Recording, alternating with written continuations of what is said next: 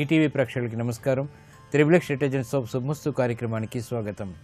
ఈనాడు శుభమస్తు కార్యక్రమంలోని గ్రహఫల మంచంలో గ్రహాల యొక్క స్థితిగతులు, వాటి యొక్క శుభాశుభ ఫలితాల గురించి పరిశీలిద్దాం. అలాగే ఈరోజు 12 రాశుల వారికి ఏ సంఖ్యలు కలిసి వస్తాయి, రంగుల యొక్క ప్రాధాన్యత, ఏ దేవతల్ని పూజించాలి, ఎటువంటి దేవతాస్తుతులు పఠించాలి, ముఖ్యంగా ఈరోజు 12 రాశుల వారు చేపట్టవలసినటువంటి కార్యక్రమాలు ఏమిటో తెలుసుకుందాం. వివిధ రకాల వేడుకలలో, పండగలలో, నోముల్లో, వ్రతాల్లో కలశారాధన చాలా ప్రాధాన్యతని సంతరించుకుంటుంది. మరి ఈ కలశారాధన యొక్క విశిష్టత ఏమిటో ఈనాటి ఆంతర్యంలో పరిశీలిద్దాం. ముందుగా నేటి పంచాంగ వివరాలు. శ్రీ మన్మథనామ సంవత్సరం, మార్గశిర మాసం, దక్షిణాయనం, హేమంత ఋతువు. ఈరోజు మార్గశిర శుద్ధ ద్వాదశి. ఆధ్యాత్మిక కార్యక్రమాలకి చాలా శ్రేయస్కరమైనటువంటి రోజు. విష్ణు స్మరణ ఈరోజు ఉత్తమ ఫలితాన్ని కలిగిస్తుంది, ఆత్మజ్ఞానాన్ని కలిగిస్తుంది. ఈరోజు వారం జయవారం లేదా మంగళవారం. ఈ మంగళవారం నాడు చేపట్టేటువంటి పుణ్య కార్యక్రమాలు, ఆధ్యాత్మిక కార్యక్రమాలు, ఎర్రటి గోవుకి చేసేటువంటి సేవలు, కందుల దానం, సుబ్రహ్మణ్య స్వామి యొక్క అభిషేకం కుజుడు ద్వారా ఏర్పడేటువంటి ప్రతికూల పరిస్థితులను దూరం చేస్తుంది. ముఖ్యంగా ఆర్థిక వ్యవహారాల్లో రుణ ఒత్తిడిని దూరం చేసుకోవడానికి కుజుడు యొక్క అనుగ్రహం తప్పనిసరి. కాబట్టి ఈరోజు చేపట్టేటువంటి ఈ ప్రక్రియ రుణ ఒత్తిడిని దూరం చేయడమే కాకుండా ఆర్థిక వ్యవహారాల్లో ప్రశాంతతను పెంచుతుంది. ఈరోజు నక్షత్రం భరణి నక్షత్రం. ఈ భరణి నక్షత్రంలో ఈరోజు పుట్టేటువంటి వారికి, 3వ పాదంలో పుట్టిన వారికి దోషం ఉంది కాబట్టి శాంతి తప్పనిసరి. ఈ భరణి నక్షత్రంలో ఈరోజు పుట్టేటువంటి వారికి శుక్ర మహాదశతోటి ప్రారంభం అవుతుంది. ఇక ఈరోజు 12 రాశుల వారికి ఏర్పడేటువంటి శుభాశుభ ఫలితాలను పరిశీలిద్దాం. ముందుగా మేషరాశి. ఈరోజు మేషరాశి వారిని పరిశీలించినట్లయితే శత్రు వృద్ధి పెరుగుతుంది. విభేదాలు తలెత్తేటువంటి సంఘటనలు లేకపోలేదు. కార్యక్రమాల నిర్వహణలో నైపుణ్యాన్ని ప్రదర్శించగలుగుతారు. వ్యవహారాల్లో చుక్కెదురు పరిస్థితుల్ని వేగవంతంగా అధిగమించలేకపోతారు. పారిశ్రామిక రంగం వారికి చేపట్టేటువంటి కార్యక్రమాల్లో ముఖ్యంగా భాగస్వాములతో విభేదాలు తలెత్తేటువంటి అవకాశాలు ఉన్నాయి కాబట్టి జాగ్రత్తలు వహించాలి. వ్యవహారిక విషయాల్లో కొంతవరకు నెగ్గుకు రాగలుగుతారు. వైద్య రంగం వారికి చేపట్టేటువంటి కార్యక్రమాలు వికటిస్తాయి. శ్రద్ధతో కూడినటువంటి కార్యక్రమాలు మాత్రమే కలిసి వస్తాయి. ఉపాధ్యాయ రంగం వారికి చేపట్టేటువంటి కార్యక్రమాల్లో ప్రోత్సాహం లభిస్తుంది. ఆలోచన సంపత్తిని పెంపొందింపచేసేటువంటి కార్యక్రమ నిర్వహణ సంతృప్తిని కలిగిస్తుంది. వ్యవహారిక విషయాల్లో నెగ్గుకు రాగలుగుతారు. స్త్రీలు శుభవార్తలు వింటారు. గృహ విషయాల్లో అనుకూల పరిస్థితులు ఆనందాన్ని కలిగిస్తాయి. ఈ రోజు మీ అదృష్ట సంఖ్య 2. తెలుపు వర్ణం ప్రశాంతతను పెంచుతుంది, ప్రతికూల పరిస్థితులను దూరం చేస్తుంది. అనుకూల దైవం ఆంజనేయ స్వామి. ఈ రోజు ఈ రాశి వారు ఆంజనేయ స్వామిని దర్శించి భక్తి శ్రద్ధలతో ఎర్రటి పుష్పాలతో కూడినటువంటి పూజాది కార్యక్రమాలు నిర్వహించడం ద్వారా మానసిక ధైర్యం పెరుగుతుంది. ఉత్తమ విషయాలకే చేపట్టేటువంటి ప్రయత్నాలు సఫలీకృతమవుతాయి. కోర్టు సంబంధిత వ్యవహారాలు, ప్రక్రియలు, సంభాషణలు ఈరోజు మీకు ఊరట కలిగిస్తాయి. ఈరోజు వృషభ రాశి వారిని పరిశీలించినట్లయితే రాజకీయ వ్యవహారాల్లో జాగ్రత్తలు పాటించాలి. స్థిరాస్తి విషయాల్లో కూడా చిరు సమస్యలు తలెత్తుతాయి. నూతన కార్యక్రమాలను వేగవంతంగా ప్రారంభించలేకపోతారు. వృత్తి, వ్యాపార, ఉద్యోగ సంబంధిత కార్యక్రమాల్లో కీలక బాధ్యతలు వహించాల్సినటువంటి ఆవశ్యకత ఉంటుంది.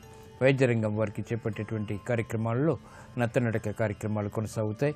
వృత్తిలో అభివృద్ధికి చేపట్టేటువంటి కార్యక్రమాల్లో ఆటంకాలను కూడా చవిచూస్తారు. రాజకీయ రంగం వారికి చుక్కెదురు పరిస్థితులు తారసపడతాయి. నిర్ణయాలు తీసుకోలేకపోతారు. వేగవంతమైన ప్రతికూల మార్పులు విస్మయాల్ని కలిగిస్తాయి.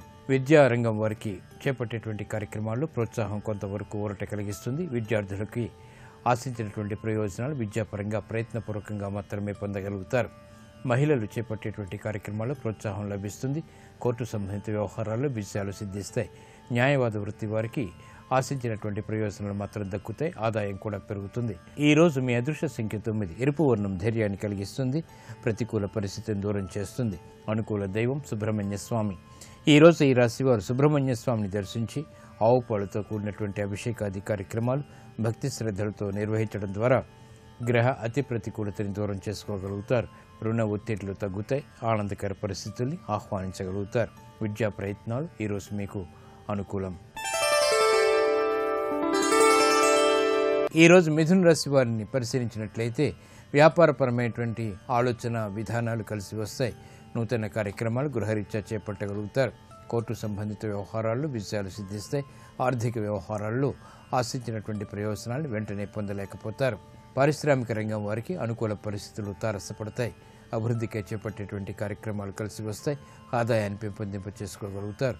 సంబంధ బాంధవ్యాలు మెరుగవుతాయి. న్యాయవాద వృత్తి వారికి చేపట్టేటువంటి కార్యక్రమాల్లో ప్రోత్సాహం లభిస్తుంది, ఆదాయం పెరుగుతుంది. నూతన విధి విధానాలతో కూడినటువంటి కార్యక్రమాలు తద్వారా విజయాలు చేతికి అందుతాయి. మహిళలు శుభవార్తలు వింటారు. గృహ సంబంధిత నిర్మాణాది కార్యక్రమాలను చేపట్టగలుగుతారు. స్వతంత్ర నిర్ణయాలకి ఉపక్రమించగలుగుతారు. విద్యార్థులు శ్రమతో కూడినటువంటి విజయాలు సాధించగలుగుతారు. విదేశీ సంబంధిత ప్రయత్నాలు లాభిస్తాయి. ఈ రోజు మీ అదృష్ట సంఖ్య 3. పసుపు వర్ణం త్వరితగతిని శుభాల్ని కలిగిస్తుంది. ప్రతికూల పరిస్థితిని దూరం చేస్తుంది. అనుకూల దైవం మహాగణపతి. ఈ రోజు ఈ రాశి వారు మహాగణపతిని దర్శించి భక్తి శ్రద్ధలతో పూజాది కార్యక్రమాలు నిర్వహించడం, గణపతి ఉపనిషత్తు పఠించడం లేదా వినటం ద్వారా విఘ్నాల్ని, ఆటంకాల్ని దూరం చేసుకోగలుగుతారు. ప్రశాంత పరిస్థితుల్ని ఆహ్వానించగలుగుతారు. గృహ సంబంధిత కార్యక్రమాలు ఈ రోజు మీకు అనుకూలం. ఈ రోజు కర్కాటక రాశి వారిని పరిశీలించినట్లయితే స్థిరాస్తి విషయాల్లో విజయాలు సాధించగలుగుతారు. సాహసోపేతమైనటువంటి నిర్ణయాల ద్వారా ఆశించినటువంటి ప్రయోజనాలు దక్కుతాయి. సోదర ప్రేమ లభిస్తుంది. బంధు ప్రీతి పెరుగుతుంది. కుటుంబ వ్యవహారాల్లో ఐక్యతగా చేపట్టేటువంటి కార్యక్రమాలు కలిసి వస్తాయి. స్థిరాస్తి రంగం వారికి అనుకూల పరిస్థితులు ఉంటాయి. గతంలో కన్నా మెరుగైనటువంటి పరిస్థితులు ఆదాయాన్ని పెంపొందింపచేస్తాయి. నూతన కార్యక్రమాలు వ్యాపార రంగం వారు ప్రారంభించగలుగుతారు. పెట్టుబడుల ద్వారా ఆశించినటువంటి ప్రయోజనాలు పొందగలుగుతారు.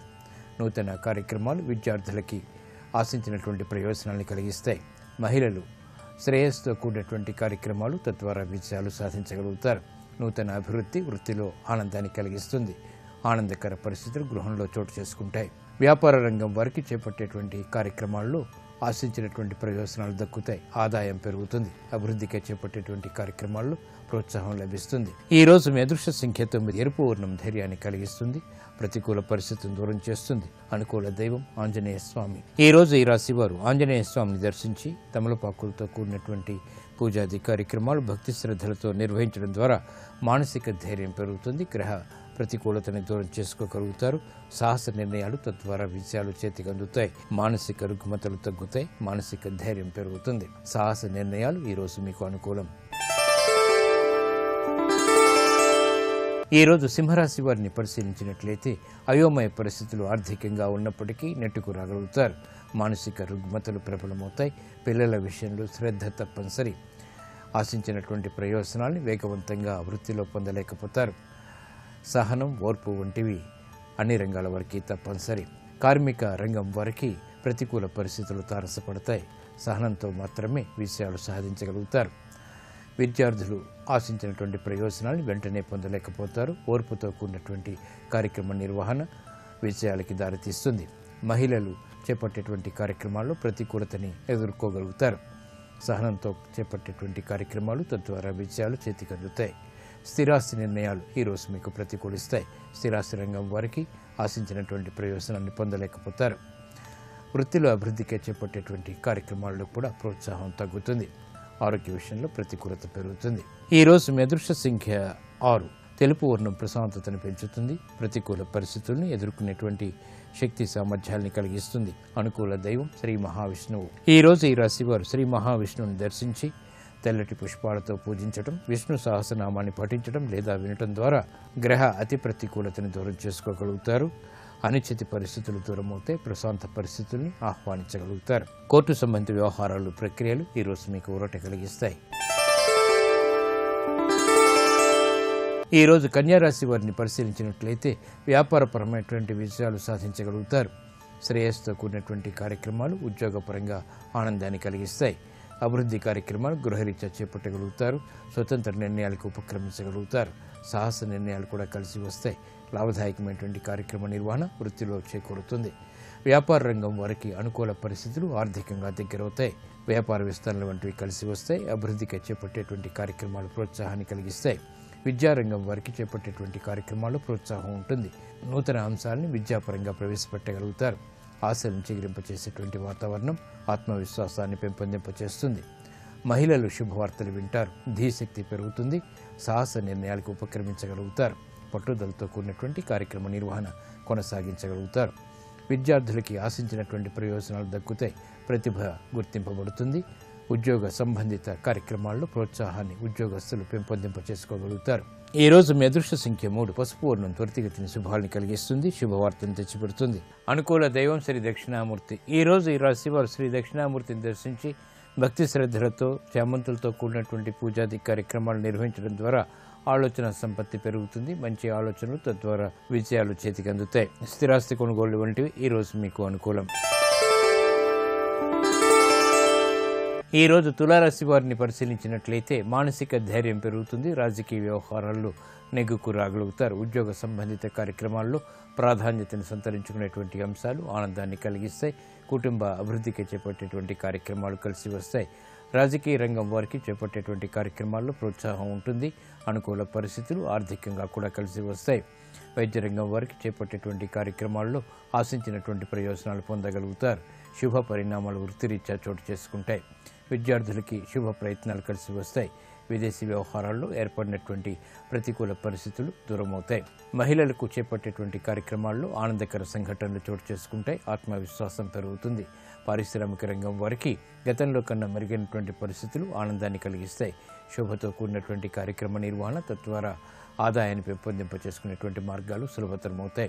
ఈ రోజు మీ అదృష్ట సంఖ్య 2. ఎరుపు వర్ణం ధైర్యాన్ని కలిగిస్తుంది, ప్రతికూల పరిస్థితిని దూరం చేస్తుంది. అనుకూల దైవం మహాకాళి. ఈ రోజు ఈ రాశివారు శ్రీ మహాకాళి అమ్మవారిని దర్శించి కుంకుమాది అర్చనాది కార్యక్రమాలు భక్తి శ్రద్ధలతో నిర్వహించడం ద్వారా మానసిక ధైర్యం పెరుగుతుంది. తద్వారా విజయాలు చేతికి అందుతాయి. ఏలినాటి శని ద్వారా ఏర్పడేటువంటి రుగ్మతలు మటుమాయమవుతాయి.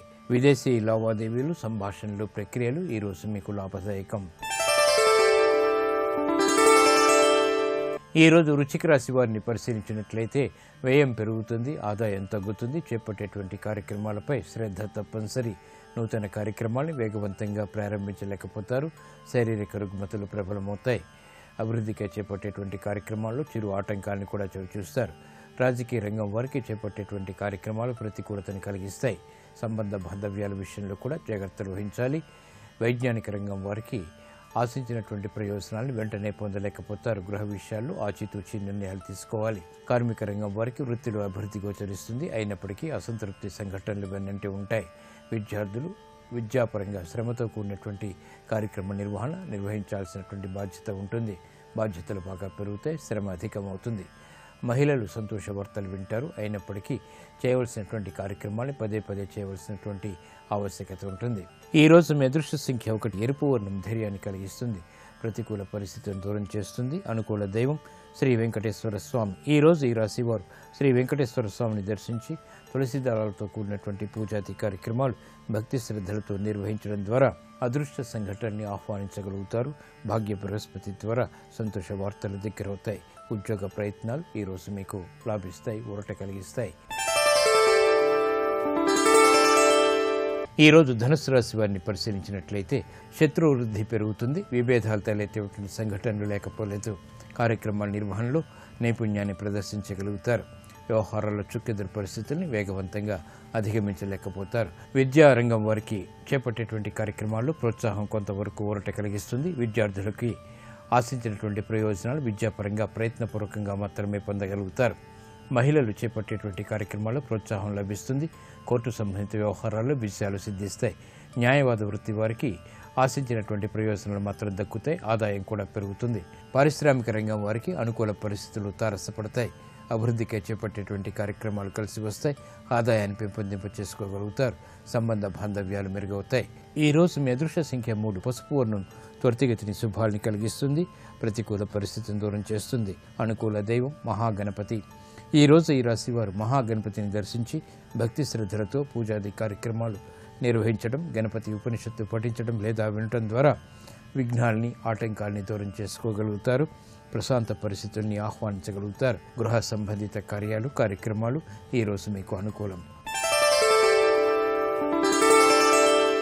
ఈ రోజు మకర రాశి వారిని పరిశీలించినట్లయితే వ్యవహారాల్లో చుక్కెదురు పరిస్థితులు వేగవంతంగా దగ్గరవుతాయి. వృత్తి, వ్యాపార, ఉద్యోగ సంబంధిత కార్యక్రమాల్లో ప్రతిబంధకాలకి, సమస్యలకు పరిష్కారాలు వెంటనే పొందలేకపోతారు. విద్యా సంబంధిత కార్యక్రమాల్లో కూడా జాగ్రత్తతో కూడినటువంటి నిర్ణయాలు తప్పనిసరి. గృహ ఉపయోగ కార్యక్రమాలను మాత్రం పూర్తి చేయగలుగుతారు. రాజకీయ లబ్ధికే చేపట్టేటువంటి కార్యక్రమాలు రాజకీయ రంగం వారికి మొదట ప్రతికూలత, తర్వాత అనుకూలతను కలిగిస్తాయి. విద్యారంగం వారు జాగ్రత్తతో కూడినటువంటి, శ్రద్ధతో కూడినటువంటి కార్యక్రమాల ద్వారా మాత్రమే అభివృద్ధిని సాధించగలుగుతారు. విద్యార్థులకి ఊరట పరిస్థితులు మాత్రం లభిస్తాయి. ఉద్యోగస్తులకి సంబంధ బాంధవ్యాల విషయంలో జాగ్రత్తలు పాటించాలి. ఆదాయం విషయంలో ఏర్పడినటువంటి విభేదాలు ప్రబలమవుతాయి. నూతన కార్యక్రమాలు గృహరీత్యా ప్రారంభించలేకపోతారు. ఈ రోజు మీ అదృష్ట సంఖ్య 6. తెలుపు వర్ణం ప్రశాంతతను పెంచుతుంది, ప్రతికూల పరిస్థితులను దూరం చేస్తుంది. అనుకూల దైవం శ్రీ మహావిష్ణువు. ఈ రోజు ఈ రాశివారు శ్రీ మహావిష్ణువుని దర్శించి తులసి దళాలతో కూడినటువంటి పూజాది కార్యక్రమాలు నిర్వహించడం ద్వారా, విష్ణు సహస్రనామాన్ని పఠించడం లేదా వినటం ద్వారా ప్రతికూల పరిస్థితులను దూరం చేసుకోగలుగుతారు. గ్రహ ప్రతికూలత తగ్గుతుంది. ఆనందకర సంఘటనల్ని ఆహ్వానించగలుగుతారు. విదేశీ సంభాషణలు, ప్రక్రియలు ఈరోజు మీకు ఊరట కలిగిస్తాయి. ఈరోజు కుంభరాశి వారిని పరిశీలించినట్లయితే ప్రయాణాల విషయంలో జాగ్రత్తలు వహించాలి. స్థిరాస్తి విషయాల్లో ప్రతికూల పరిస్థితులు కొనసాగుతాయి.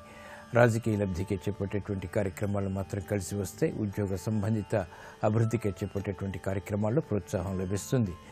గృహ సంబంధిత కార్యక్రమాలు అనుకూలం. ప్రయాణాల విషయంలో జాగ్రత్తలు పాటించాలి.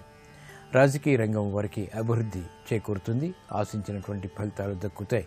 వైద్య రంగం వారికి అభివృద్ధితో కూడినటువంటి కార్యక్రమాలు కలిసి వస్తే పేరు ప్రఖ్యాతులను పెంపొందింపచేస్తాయి. నూతన కార్యక్రమాల్లో పాల్గొంటారు. ఆదాయాన్ని పెంపొందింప చేసుకోగలుగుతారు. విద్యార్థులు సులభ రీతిలో కార్యక్రమ నిర్వహణ కొనసాగించగలుగుతారు. ఆనందకర పరిస్థితులు ఏర్పడతాయి. వినోదాల్లో పాల్గొంటారు. ఈ రోజు మీ అదృష్ట సంఖ్య 5. ఆకుపచ్చ వర్ణం రక్షణకి దోహదపడుతుంది, ఆహ్లాద పరిస్థితులను కలిగిస్తుంది. అనుకూల దైవం ఆంజనేయ స్వామి.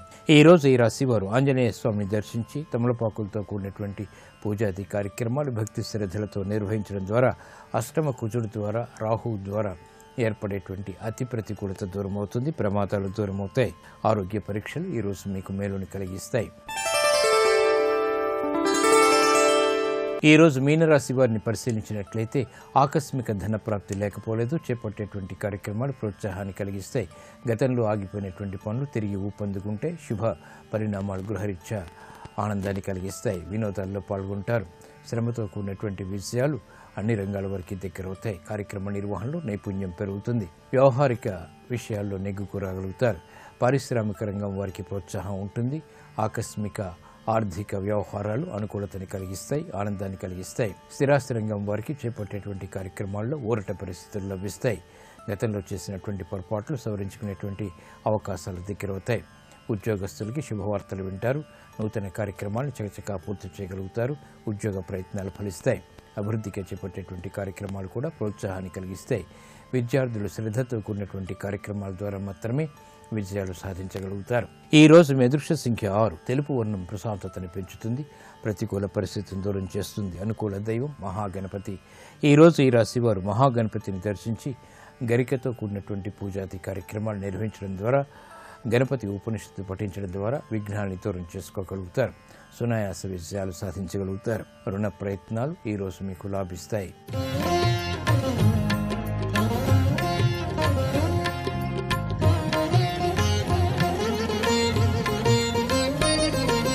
వివిధ వేడుకలు, శుభకార్యాలు, నోములు, వ్రతాల్లో కలశారాధన ప్రత్యేక పాత్రని పోషిస్తుంది. మరి ఈ కలశారాధన యొక్క ప్రత్యేకత ఏమిటో ఈనాటి ఆంతర్యంలో పరిశీలిద్దాం. వివిధ వేడుకలు, శుభకార్యాల్లో, ఆరాధన క్రతువుల్లో కలశ స్థాపన చేస్తుంటాం. నవరాత్రుల సందర్భంలో కలశ పూజకు ఎంతో ప్రాశస్త్యం ఉంది. కలశానికి ఆర్ష సంస్కృతిలో విశేష ప్రాధాన్యం ఉంది. దేవీ దేవతలకు ఇచ్చేటువంటి ప్రాముఖ్యాన్ని మనం కలశానికి కూడా ఇచ్చి పూజిస్తాం. అందుకే అనేక ఆలయాల్లో మనకు కలశం ఆలయ శిఖరం మీదే కాక గర్భగృహంలో కూడా దర్శనమిస్తుంది. కలశానికి వివిధ రకాలుగా అలంకరించి పూజించాలి. కలశానికి ముఖంలో విష్ణువు, కంఠంలో రుద్రుడు, మూలంలో బ్రహ్మదేవుడు ఉంటారని విశ్వాసం. అంటే కలశం త్రిమూర్తుల సమ్మేళితం. కలశం మానవ దేహానికి ప్రతీకగా చెప్తారు. కలశంలో నీరు విశాల జలానికి, జలరాశికి సూచిక. అలాగే మన శరీరంలోని ఆత్మ కూడా విశాలమైనటువంటి పరమాత్మకు ప్రతిఫలనం. జలం ఉంటేనే అది కలశం, ఆత్మ ఉంటేనే అది శరీరం. ఈ కలశం ఒరిగితే నీరు ఒరుగుతుంది. అలాగే ఆత్మ శరీరాన్ని వీడితే పరమాత్మలో లీనమవుతుంది. అందుకే ఆత్మ ఉన్నంత వరకు ఈ దేహాన్ని పవిత్ర కలశంగా చూసుకోవాలని కలశ పూజ సందేశాన్ని ఇస్తుంది.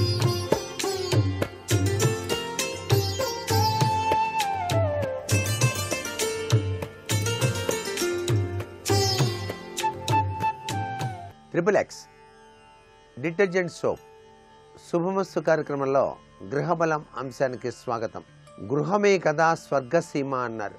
ఆ గృహాన్ని కొనుగోలు చేసేటప్పుడు కానివ్వండి, ఒక స్థలాన్ని కొనుగోలు చేసి అక్కడ చాలా చక్కటి భవంతిని నిర్మాణం చేయాలనేటువంటి తలంపు ఉన్నవారు కానివ్వండి, కొనుగోలు చేసేటువంటి విషయంలో తీసుకోవలసిన అత్యంత జాగ్రత్తలు ఎన్నో మరెన్నో వాస్తుశాస్త్రరీత్యా ఉన్నాయి. ఒక స్థలాన్ని ఎంపిక చేసేటప్పుడు ఆ స్థల ఆకృతి ఏ విధంగా ఉంది, ఆ స్థలం దీర్ఘచతురస్రమా లేక చతురస్రమా లేక ఏ ఆకృతిలో ఉంది అది అనేటువంటి విషయాన్ని కూడా కనుక్కోవాలి. సహసిద్ధంగా దీర్ఘ చతురస్రం గృహ నిర్మాణానికి చాలా యోగ్యవంతమైన ప్రభావాన్ని కలిగింపచేస్తాయనే విషయాన్ని ప్రతి ఒక్కరూ కూడా గ్రహించాలి. ఒక స్థలాన్ని కొనుగోలు చేసినప్పుడు ఆ స్థలంలోని కొలతల్లో ఆగ్నేయం కానీ నైరుతి కానీ వాయువ్యం కానీ పెరిగిన స్థలాలు ఆ స్థలంలో ఇల్లు కట్టినట్టయితే అనర్థదాయకమైన ప్రభావాలు ఏర్పడతాయి అనే విషయాన్ని గుర్తుపెట్టుకోండి. ఒక స్థలం కొనుగోలు చేసేటప్పుడు వాయువ్యం పెరగకూడదు, నైరుతి పెరగకూడదు, ఆగ్నేయం పెరగకూడదు, అన్నీ కూడా చక్కగా ఉండాలి.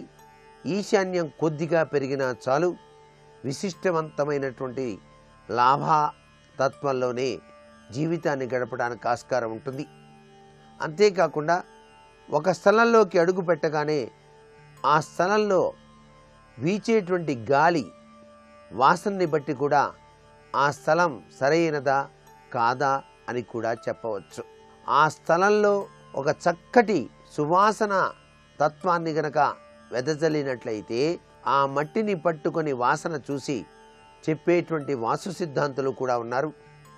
ఆ మట్టి యొక్క వాసనని బట్టి ఈ స్థలం రాజభోగాన్ని ఇస్తుందా లేక ఐశ్వర్యయుక్తాన్ని ఇస్తుందా, సిరి సంపదలను కలిగిస్తుందా లేదా అనేటువంటి విషయాన్ని కూడా చెప్పగల సమర్థతా లక్షణాలు కలిగిన వారు ఉన్నారు. అందుచేత ఒక స్థలము యొక్క రంగును బట్టి, ఆ స్థలము యొక్క వాసనని బట్టి కూడా ఆ స్థలము యొక్క ప్రభావాలు అంచనా వేయగల సమర్థతా లక్షణాలు ఉన్నాయి. అందుచేత ఆ విషయంలో కూడాను శ్రద్ధ వహించడం మర్చిపోకండి. అలాగే మీరు కొనుగోలు చేసేటువంటి స్థలంలో పూర్వమే బావి ఉన్నట్లయితే ఆ బావిని పూడ్చేసి వాళ్ళు గనక అమ్ముతూ ఉన్నట్లయితే అటువంటి స్థలాన్ని మాత్రం కొనకండి. అందుచేత ఇవన్నీ గ్రహించడం ఎట్లా? పూర్వాపరాలు విచారించాలి. ఆ స్థలంలో ఎవరు నివసించేవాళ్ళు పూర్వం, ఆ స్థలం ఎవరిదై ఉంది, ఆ స్థలంలో గతంలో ఇల్లు కట్టారా, ఇల్లు కట్టి పడగొట్టారా, ఎందుకని పడగొట్టారు ఇత్యాది విషయాలు కూడా తెలుసుకోవడం చాలా విశేషం. కొత్తగా గృహం అన్వేషణ చేస్తున్నారు, గృహం కట్టడానికి వలసిన స్థలం కోసం మీరు ప్రయత్నం చేస్తున్నప్పుడు ఇటువంటి విషయాలన్నీ మీ దృష్టిలోకి రావాల్సిందే. ఇవన్నీ తెలిసి తెలియకుండా ఎవరో చెప్పారు కొన్నాము అంటే కుదరదు. ఇట్లాంటి విషయాలు గుర్తుపెట్టుకోండి.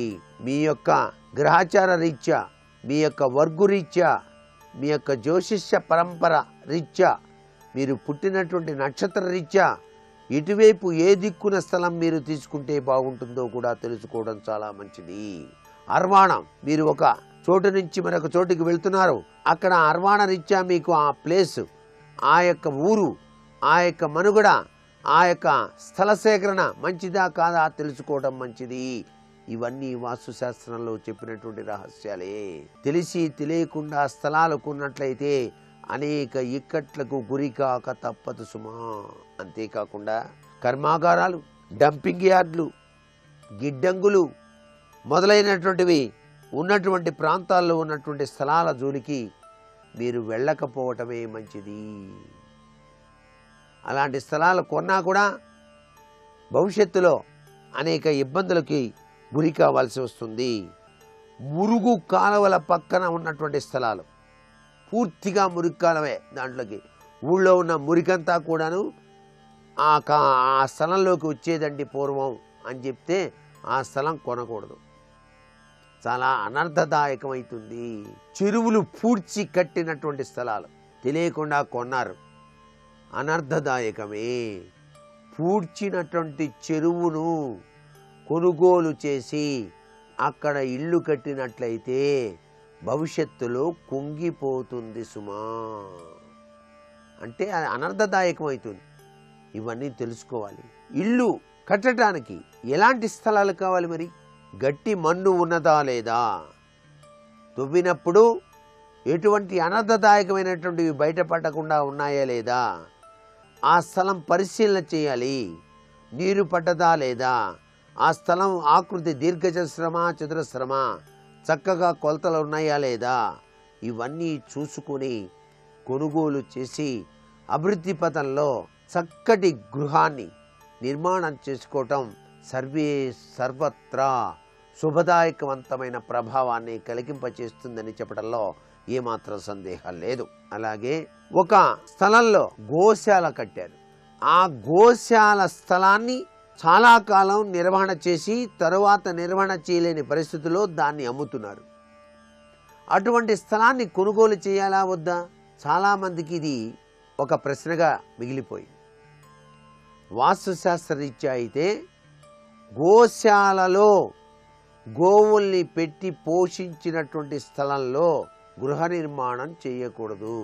మరలా గోశాలే కట్టాలి, గోవుల సేవే చేయాలి, గోశాలనే పునరుద్ధరింపజేయాలి. నీలో కనుక ఆ ధార్మికత్వం కనుక ఉన్నట్లయితే ఆ స్థలాన్ని కొని, గతంలో అది పూర్వ వైభవాన్ని పొందింది గోశాలగా, నేను కూడా గోశాలకే దీన్ని వినియోగిస్తాను అని చెప్పేసి కనుక భావన చేసి గోశాలను నిర్మించి గోవులను కనుక పోషించినట్లయితే విశిష్టవంతమైన అదృష్టం కలిగి తీరుతుంది. అందుచేతనే ఒక స్థలాన్ని కొన్నప్పుడు ఆ స్థలంలో శంకుస్థాపన చేసే సమయంలో కూడా గోవును తిప్పుతాం. ఆ గోవు అలా తిరిగి అది ఆశీర్వదించినట్టుగా భావించిన పెదపనే మనం శంకుస్థాపనాది కార్యక్రమాన్ని ప్రారంభిస్తాం. అలాగే ఇల్లు కట్టిన తర్వాత కూడా గృహప్రవేశ సందర్భంలో కూడా గోవును మొట్టమొదటిసారిగా లోపలికి తీసుకుని వెళ్తాం మహాలక్ష్మి స్వరూపంగా. ఇక్కడ గోశాల అనేక మంది అనేక జంతువులు గోవులు అక్కడ తమ సంతానాన్ని వృద్ధి చెందింపచేశాయి. ఆ స్థలంలో ఇంటి నిర్మాణం చేయటం మాత్రం మీరు నివసించడానికి తగదు సుమా అనేటువంటి విషయాన్ని కూడా గుర్తుపెట్టుకోవాలి. ఇది ధర్మశాస్త్రాలు మనకు తెలియజేస్తున్నటువంటి విషయం. మీరు ఒక స్థలాన్ని కొనుగోలు చేసినప్పుడు లేక పాత స్థలాన్ని పడవేసి కొత్త గృహం కట్టాలనుకున్నప్పుడు సూర్యరశ్మి కిరణాలు పడాలి ఆ స్థలంలో కొన్నాళ్ళైనా. పాత ఇంటిని కొన్నామండి పడగొట్టేస్తున్నామని చెప్పేసి వెంటనే నిర్మాణం చేయకూడదండి, గుర్తుపెట్టుకోండి. పాత ఇంటిని కొని కొత్త ఇల్లు నిర్మాణం చేద్దాం అనుకున్నారనుకోండి, పాత ఇల్లు కట్టగానే 3 నెలల పాటు ఆగాలి కనీసం. పాత ఇల్లు కూల కొట్టిన తర్వాత స్థలంలో ఇల్లు కట్టడానికి 3 నెలలు ఆగాలి. కారణం ఏంటంటే సూర్యరశ్మి కిరణాలు ఆ మట్టిని తాకాలి. మీరు పడగొట్టినటువంటి మట్టి ఉప్పిరిస్తుంటుంది, వాటికి సూర్యరశ్మి కిరణ సోకాలి. ఆ సోకినట్లయితే అది పవిత్రత చెందుతుంది. అప్పుడు గృహ నిర్మాణం చేసినట్లయితే అభివృద్ధి పథంలోకి పయనిస్తారు. మరికొన్ని ముఖ్య విషయాలు రేపటి శుభమస్తు కార్యక్రమంలో తెలుసుకుందామా? మరి సర్వే జనా సుఖినో భవంతు.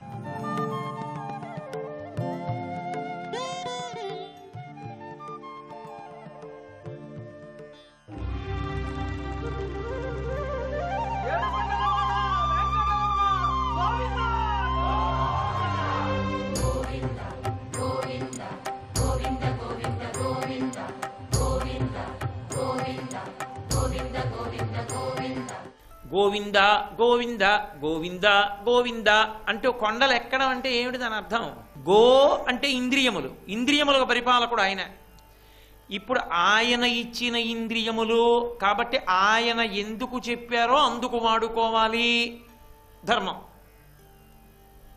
మా నాన్నగారు నేను చిన్నతనంలో తరగతి గదిలో చదువుకునేటటువంటి రోజుల్లో ఓ 50 రూపాయల కాగితం జేబులో పెట్టి ఏదైనా ముఖ్యమైన అవసరం ఏర్పడితే ఈ 50 రూపాయలు వాడుకో అని ఇచ్చేవారు. నేను ఎప్పుడైనా ఏదో పెద్ద వర్షం వచ్చేసింది అనుకోండి, ఓ 20 రూపాయలు ఇచ్చి రిక్షా ఎక్కి వచ్చేవాడిని. ఏరా నీ దగ్గర 30 రూపాయలే ఉన్నాయి అంటే, నాన్నగారు మొన్న చాలా పెద్ద వర్షం వచ్చిందండి, 20 రూపాయలు ఇచ్చి రిక్షాలో వచ్చానండి, ఇంకో 20 రూపాయలు ఇచ్చి 50 ఉంచుకో అనేవారు. ఇప్పుడు నా దగ్గర 10 రూపాయలే ఉన్నాయనుకోండి, ఇంకో 40 రూపాయలు ఏవిరా అని అడిగారు అనుకోండి, నేను చెయ్యకూడని పని ఏదైనా 40 రూపాయలతో చేస్తే అసలు నేను అది చేశానని చెప్తానా? ఇంకోటి ఏదో చెప్పాలి. వస్తుందా రాదా పెద్ద ఆయనకి అనుమానం. విచారణ చేశారు, ఈ 10 కూడా గుచ్చేసుకుంటాడు ఆయన. నీకు వద్దులే డబ్బు అంటాడు. అవునా కాదా? అసలు ఈ ఇంద్రియాలకి శక్తినిచ్చిన వాడెవరు? ఈశ్వరుడు. ఆయన ఇచ్చాడు కాబట్టి, జ్ఞానేంద్రియములకు శక్తి ఉంది కాబట్టి తరించడమా పాడు చేసుకోవడమా మన అదృష్టం. కళ్ళతో ఈశ్వరుణ్ణి చూస్తావా, చెవులతో రామాయణం వింటావా, నాలుక మీద ప్రసాదం వేసుకుంటావా, ముక్కుతో తోమాల వాసన చూస్తావా, నీ ఇష్టం. మానేసి జాజిదండ తెచ్చి చేతులు కట్టుకుని వాసన చూస్తానంటే కాదంటాడేమి ఈశ్వరుడు. అదే రాసుకుంటాడు. ఈ కంటితో ఈశ్వరుని తప్ప మిగిలినవన్నీ చూసి భోగం అనుభవిస్తానంటే కాదంటాడా ఏమి? అదే రాసుకుంటాడు.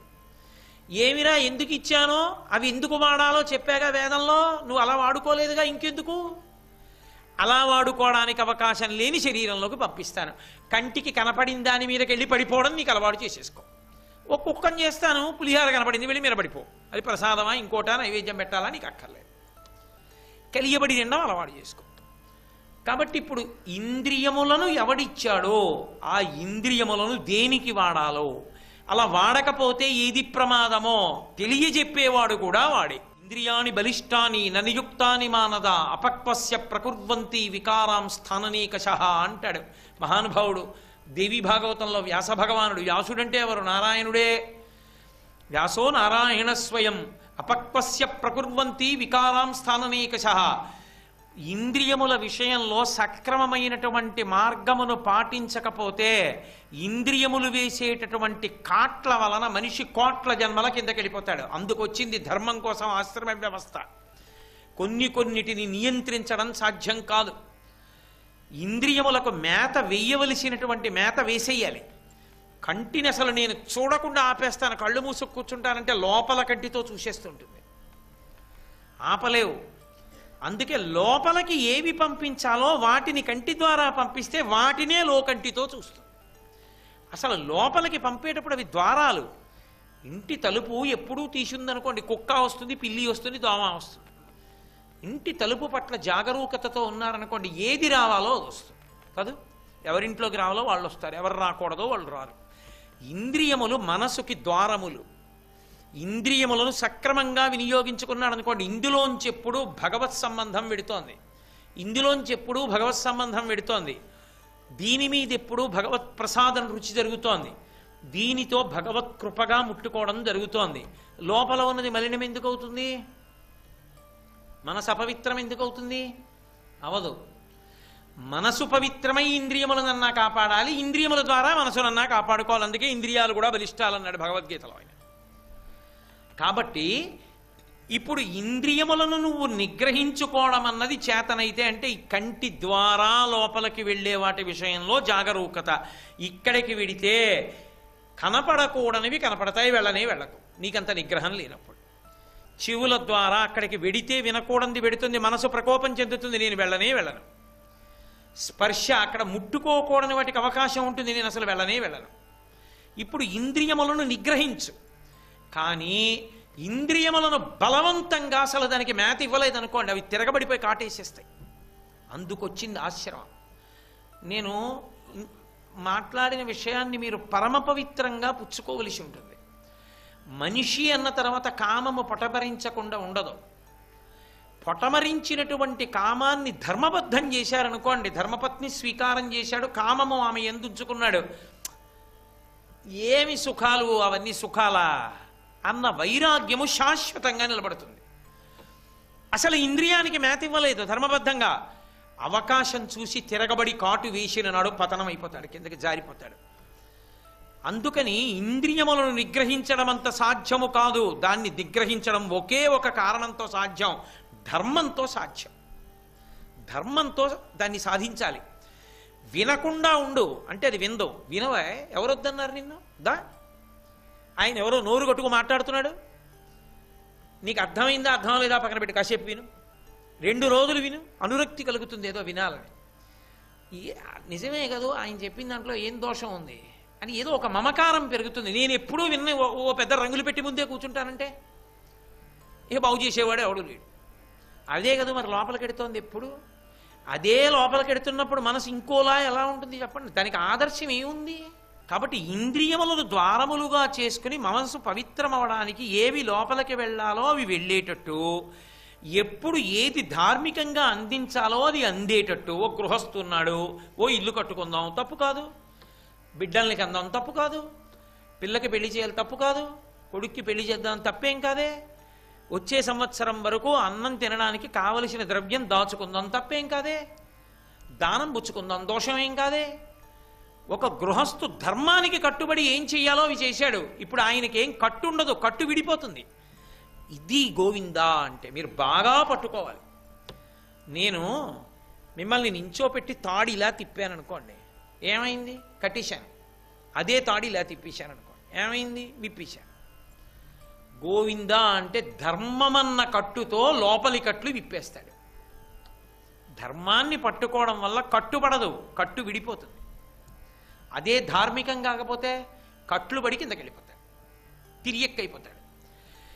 ఇలా అనురక్తి కలిగి ఇంద్రియములను పదినం చేసుకుని మనసు పవిత్రమయ్యేటట్టుగా ఇంద్రియములన్న ద్వారముల గుండా లోపలికి వెళ్లే పదార్థముల యందు నేను జాగరూకత వహించాలనేటటువంటి పరాకు భావన స్పృహ కల్పించగలిగిన వాడెవరో వాడు గోవిందా. గోవిందా గోవిందా గోవిందా గోవిందా గోవిందా అనడం అలవాటు అయిందనుకోండి, ఇప్పుడు ఇంద్రియములకు విందా. ఇప్పుడు ఆయన ఏం చేస్తాడు? ఆ ఇంద్రియముల ద్వారానే నిన్ను ఆయనలోకి చేర్చుకుంటాడు. ఆ ఇంద్రియములకు అధిష్టానం ఎవరు? ఆయనే ఆ తేజస్సు. జాగృత్ అంటే ఇంద్రియములు లేవడం, ఇంద్రియములు లేవడం అంటే విష్ణువు దానికి అధిష్టానం జాగృతికి. కాబట్టి రెండవ ప్రక్రియలో ఇంద్రియముల శక్తి ఎక్కడి నుంచి వస్తోందని వెనక్కి వెళ్ళి ఆత్మ దగ్గర నిలబడిపోతాడు సాధనలో. వెంకటేశ్వరుణ్ణి దాటడానికి ఏముంది? ఆత్మని దాటడానికి ఏముంది? ఏడుకొండలు ఎక్కడం అంటే అది అందుకు వెన్నుపం నిటారుగా ఉంటుంది మనుష్య ప్రాణికి. ఈశ్వరుడు కొండ మీద ఉంటాడు. ఇది మనుష్య ప్రాణి విషయంలో ఉండే విశేషం. భగవంతుడు కొండ మీద ఉంటూ ఉంటాడు. సాధారణంగా సనాతన ధర్మంలో మీరు చూడండి, చాలామంది ఈశ్వర స్వరూపాలు కొండ మీద స్వయంభూ రూపాలుగా ఉంటాయి. సహజముగా ఒకడు ప్రతిష్ఠించినవి కావు. శ్రీశైల మల్లికార్జున లింగాన్ని ఎవడు ప్రతిష్ఠించాడు?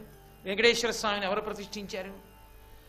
అవి ఎవరు ప్రతిష్ఠించలేదు, స్వయంభూ. అవి తమంత తాము ఏర్పడ్డాయి కొండ మీద. కొండ మీద ఎందుకు ఏర్పడ్డం? కొండ మీద ఎందుకు ఏర్పడతాయంటే నువ్వు తలెత్తి చూడాలి, ఇలా ఎత్తి చూసి పైకి ఎక్కాలి, పైకి ఎక్కి అక్కడ ఆగిపోవాలి. ఇక్కడ నిజ జీవితంలో పైకి చూసి వాడు ఉన్నాడన్న నమ్మకంతో అనుష్ఠానం అన్న పేరుతో పైకెక్కాలి, ఎక్కి వాడి దగ్గర ఆగిపోతావు. ఇక వాడిని దాటడానికి లేదు. ఇది గోవిందా కొండెక్కడం. గోవిందా గోవిందా గోవిందా అంటూ కొండెక్కడం అన్న మాట వెనక తాత్పర్యం అది. అయితే ఏమంటే గోవిందా అని పిలిస్తే వస్తుందా? వస్తుంది. నువ్వు తెలిసో తెలియకో ఎవరిని పిలిచావో వాళ్ళు ఏం చేస్తారో అదే నీకు చేస్తారు. ప్రతిరోజు పనున్నా లేకపోయినా లెక్కలు చెప్పేటటువంటి ఉపాధ్యాయుడు అలా వెళ్ళిపోతుంటే పరిగెత్తుకుంటూ బయటికి వచ్చే గురువుగారు నమస్కారం అండి అని వెళ్ళిపోతున్నావు అనుకో, ఓ నెలలాళ్ళు చూసిన తర్వాత ఆయన ఏమంటాడు? నిన్ను పిలిచి, ఏరా నీకు లెక్కల్లో ఎన్ని వస్తున్నాయి? 25కి 18 వస్తాయండి, రేపటి నుంచి నువ్వు రా నేర్చుకో, 25కి 25 వస్తాయంటాడు. ఆయన దగ్గరికి వెళ్ళి ఆయన్ని మాస్టర్ అండి, గురువుగారండి అని పిలిచి ఓ నమస్కారం పెట్టినంత మాత్రం చేత ఆయన ఏం చేశాడు? ఆయన ఏ ఉపకారం చేయాలో అదే చేస్తాడు. లెక్కల్లో 25కి 25 వచ్చి గోవిందా అని పిలిస్తే ఆయన ఏం చేస్తాడు? రక్షకుడు కాబట్టి వాటి వలన పాడవకుండా వాటి వలన వాడిని ఇచ్చిన వాడెవరో వాడిని చేరేటట్టు చేస్తాడు. ఇంద్రియముల వలన భ్రష్టమై కిందకెళ్లకుండా ఇంద్రియముల వలనే పైకెక్కేట్టు చేస్తాడు. ఇది గోవింద. కాబట్టి గోవిందనామము మాకు అక్కర్లేదనేటటువంటి వాడు జీవితంలో ఎక్కడుంటాడు, ఎందుకు ఉంటాడు? అసలు అలా ఉండే అవకాశం ఏమైనా ఉంటుందా? ఒక్కనాటికి ఉండదు. ఎవరైనా గోవిందనామమును ఆశ్రయించవలసినదే. అందుకే ప్రత్యేకించి మీకు కలియుగంలో వెంకటేశ్వర స్వామి వారికి సంబంధించినంత వరకు 2 లక్షణములు ప్రకాశిస్తాయి. ప్రథమ లక్షణం ఏమి అంటే అవ్యాజ కరుణామూర్తి. సాధారణంగా విష్ణువు స్థితికారకుడై ఎవరు ధర్మమునందు లేరో వాళ్ళని భంజిస్తాడైన. ఒక రామావతారం ఉందనుకోండి, మాట వినని రావణుణ్ణి 10 తలలు నరికేస్తాడు. వెంకటేశ్వర స్వామి అలా కాదు, కలిపురుషుణ్ణి మనసులోంచి తొలగిస్తాడు, ధర్మమునందు అనురక్తి కల్పిస్తాడు. అందుకని వెంకటాద్రి సమం స్థానం బ్రహ్మాండే నాస్తి కించన వెంకటేశ సమో దేవో నభూతో న భవిష్యతి. కుత్తుక కత్తిరించి అదలవారాయవలసినటువంటి వాడు క్షమించి దగ్గరికి వెడితే కలిపురుషుణ్ణి మనసులోంచి తీసి ధర్మాత్ముణ్ణి చేస్తాడు ఆర్తితో ఆయన దగ్గరికి వెళ్ళగలిగితే. కాబట్టి అంతటి కారుణ్యమూర్తి అయినటువంటి వెంకటేశ్వరుడు ఆ పైన కొండ మీద వెలిసి ఉన్నటువంటి కారణం చేత గోవిందా అన్న నామం చెప్పుతూ కొండెక్కితే ఆయన బాహ్యమునందు రక్షకత్వం వహిస్తాడు, ఆంతరమునందు మనుష్య జన్మ వృధా అయిపోకుండా కాపాడతాడు. అందుకే గోవిందనామముల్ గొంతెత్తి పాడుచు కొండెక్కు భక్తుల గుంపులొకట, స్వామిని దర్శించి సంతోషమాగక పరవశులగు పుణ్య పురుషులొకట, తలతీసి ఇత్తుమా ఇలవేలు పంచును తల వెంట్రుకలనిచ్చు ధన్యులొకట, భగవత్ప్రసాదంబు కన్నుల కద్దుకొని ఆస్వాదించి పరవశించెడి భక్తుల గుంపులొకట, ఏది ఎయ్యడ విన్నను స్వామి మాటే, ఎవరు ఎచ్చట చేసిన స్వామి కొరకే, స్వామి నటించుచుండు ఈ శైలమందు, సకల హృదయాల ఉండెడి స్వామి ఒకడే, స్వామి నటించుచుండు ఈ శైలమందు. ఆయన గోవిందనామముల్ గొంతెత్తి పాడుచు కొండెక్కు భక్తుల గుంపులొకట. ఆ కొండెక్కేటప్పుడు గోవిందా గోవిందా గోవిందా గోవిందా గోవిందా అంటూ వెళ్ళడానికి కారణం పరమరక్షకుడై స్థితికార శబ్దానికి అన్వయం అయ్యేటట్టుగా ఏదో అధర్మంలో ఉన్నాడని పీక తీసేయడం కాదు, అధర్మమునకు కారణమైన కలిపురుషుణ్ణి మనసులోంచి తీసి కాపాడేటటువంటి పరమప్రసన్నమైన లక్షణం ఉన్నటువంటి వాడిలో ఎందు రక్షకత్వము మరింత ద్విగుణీకృతంగా ప్రకాశించింది. కాబట్టి గోవిందనామాలతోనే కొండెక్కుతారు. ఆయన్ని వెంకటేశ్వర శ్రీనివాస అని పిలవడం కన్నా గోవిందా అనే పిలుస్తారు.